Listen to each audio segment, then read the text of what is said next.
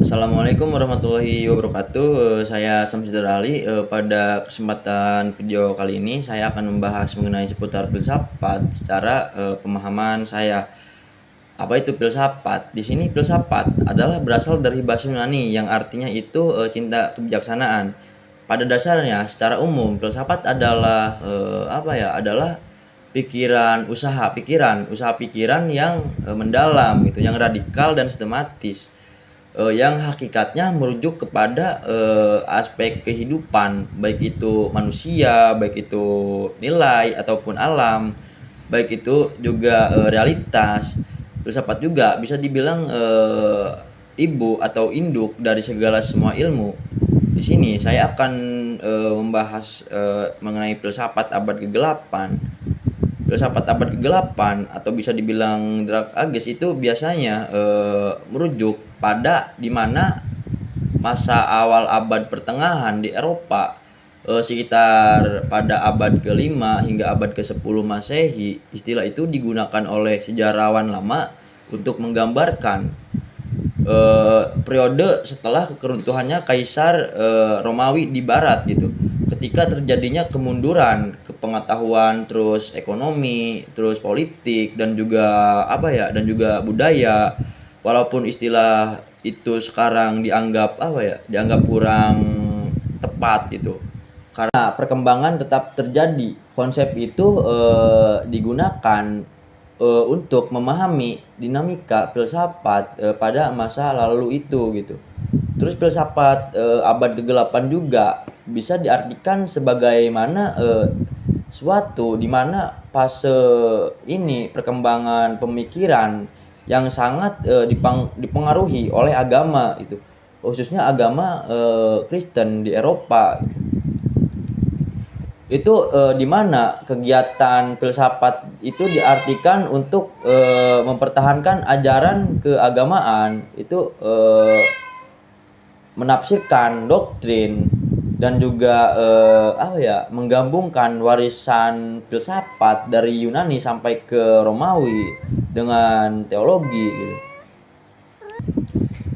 Fokus utama filsafat abad kegelapan juga itu adalah untuk untuk memahami apa sih hubungan antara akal dan Tuhan, dan juga menjelaskan doktrin agama dengan konsep-konsep logika gitu kan, yang masih dipengaruhi oleh Plato dan Aristoteles gitu.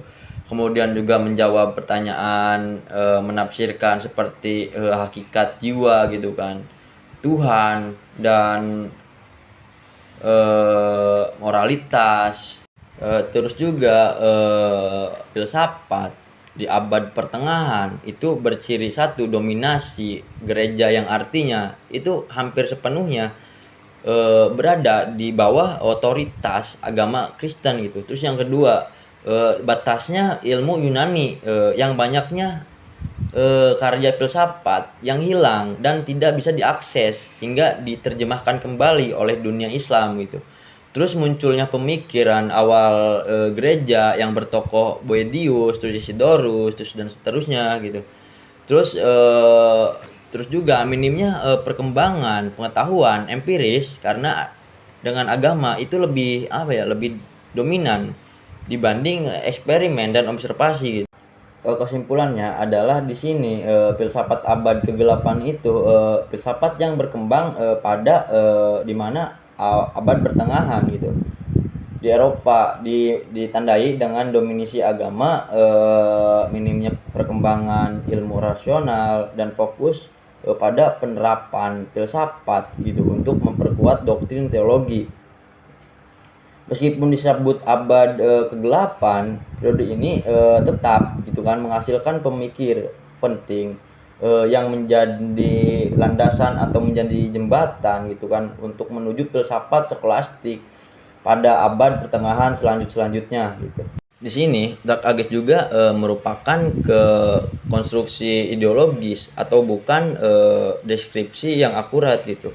Karena ketika Eropa bisa dibilang gelap, dunia Islam justru malah melahirkan tokoh seperti Al-Farabi terus Ibnu Sina, kemudian Al-Ghazali, dan yang terakhir itu Abdul Rashid. Terus juga filsafat abad kegelapan ini, meski banyak kritikannya, ada juga nilai positifnya. Yang pertama itu kayak menyelamatkannya teks Yunani, biar menerjemahkan dan menyalin banyak karya Aristoteles, terus Plato, kemudian Stoa dan yang lain-lainnya gitu kan. Terus menjadi jembatan menuju skolastik gitu. Jadi pemikiran abad kegelapan ini menjadi dasar bagi filsafat abad pertengahan yang tinggi gitu. Terus menanamkannya tradisi rasional dalam teologi, kayak meskipun itu terbatas, tapi pada dasarnya itu masih bisa menggunakan logika. Kenapa filsafat abad kegelapan ini bisa diartikan atau bisa disebut dengan gelap? Karena disitulah banyaknya warisan Yunani hingga ke Romawi itu hilang, dan kreativitas intelektual itu menurun secara drastis gitu kan. Terus filsafat di sini juga kehilangan kemandiriannya sebagai ilmu. Nah, di sini juga sedikitnya dokumentasi akademik. Namun istilah gelap di sini bukan sepenuhnya itu benar. Kenapa? Karena di sini masih ada perkembangan intelektual yang menjadi dasar pondasi untuk filsafat skolastik di abad perkembangan selanjutnya. Pada dasarnya kritik utama filsafat abad kegelapan ini adalah itu bahwa filsafat saat itu terikat kepada agama. Terusnya minim perkembangan, terus juga sedikitnya akses dan juga tidak bisa memberi ruang bagi kebebasan berpikir gitu. Kemudian periode ini dianggap sebagai masa kemunduran intelektual sebelum filsafat itu kembali berkembang pada abad skolastik dan Renaissance. Pada dasarnya filsafat abad kegelapan ini pada dasarnya filsafat abad kegelapan ini didominasikan oleh pemikiran-pemikiran yang religius dan minimnya perkembangan intelektual gitu kan di Eropa pada saat itu. Tokoh seperti Augustine dan juga Boethius itu berperan penting mempertahankan tradisi filsafat. Sementara itu, dunia Islam dan wilayah-wilayah lainnya justru mengalami perkembangan filsafat pada saat itu. Secara kritis, di sini banyaknya sejarawan menolak istilah Dark Ages karena menggambarkan seolah benar-benar gelap dan stagnan, dan juga dibuat oleh tokoh Renaissance yang ingin meninggikan zamannya sendiri pada saat itu. Terus juga tidak mencerminkan kenyataan bahwa beberapa pemikiran tetap berkembang gitu kan. Istilah abad kegelapan ini hanya menggambarkan kondisi Eropa bukan dunia. Jadi kegelapan ini bersifat lokal bukan universal gitu kan.